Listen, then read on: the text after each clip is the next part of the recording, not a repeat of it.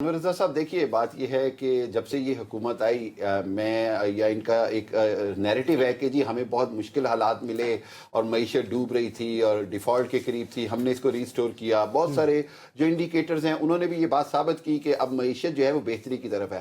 لیکن کوئی بھی معیشت کی بہتری اس وقت تک میں سمجھتا ہوں کہ اس کی اہمیت یا اس کا اعتراف نہیں کیا جا سکتا جب تک کہ جس کو آپ کہتے ہیں گراس روٹ لیول، باٹم کے اوپر اس کے ایفیکٹس نہ جائیں، یعنی اس کا اثر نہ جائے، یعنی جو غریب آدمی ہے اس کو ریلیف نہ ملے. بدقسمتی سے یہاں پر ابھی بھی معاملات جو ہیں وہ عوام کو ریلیف دینے کے حوالے سے کافی مشکلات کا شکار ہیں. چاہے وہ آپ دیکھ لیں کہ چینی مافیا کی یہاں پر میں اس کو کیا کہوں، گنڈا گردی کہوں یا کیا کہوں، یا اس کے بعد جس طرح گندم کے حوالے سے معاملات ہوئے، پھر اس کے بعد پیٹرول کی پرائسز اگر ایک مہینے بڑھتے کم کرتے ہیں تو 2 مہینے اس کو بڑھا کے پھر وہیں پہ لے جاتے ہیں. پھر اسی طرح میں بار بار ایک چیز پہ کہتا ہوں کہ جو ہماری الحمدللہ پاکستان کی جو بین الاقوامی سفارتی سطح پر اتنی کامیابیاں ہیں، اس کے ثمرات جو ہیں وہ معیشت کی بہتری کی شکل میں عوام کو ملنے چاہیے. پوری دنیا میں ایسے ہی ہوتا ہے اور پاکستان کے پاس یہ ایک نادر موقع ہے کہ foreign direct investment FDIs پہ کام کیا جائے. لیکن بدقسمتی سے یہاں پر تو گنگا الٹی بہ رہی ہے. یہاں کیا ہو رہا ہے، پچھلے 6 مہینوں کے اندر 8 سے زائد ملٹی نیشنل کمپنیز جن کو ایم این سیز کہتے ہیں وہ اپنا بزنس پیک اپ کر کے چلی گئی ہیں. اچھا، اس کو اب آپ کوئی بھی توجہ دے دیں، یہ پاکستان کے لیے پریشان کن بات ہے. ٹیکسٹائل سیکٹر کے لیے بڑی پریشانی ہے. بہت سارے اور سیکٹرز ہیں جو مشکل میں ہیں.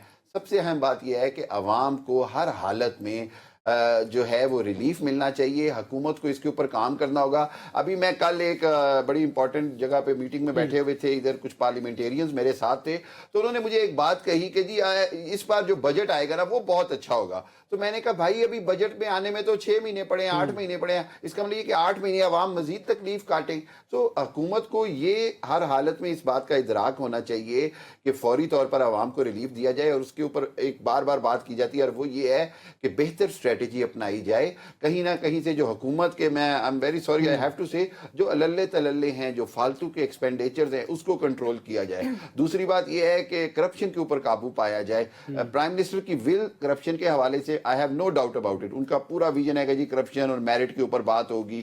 لیکن جو نیچے کی سطح کے اوپر اس کے اوپر کاروائی کس طرح ہوگی، کس طرح اس کو امپلیمنٹ کیا جائے گا، یہ بہت امپورٹنٹ ہے.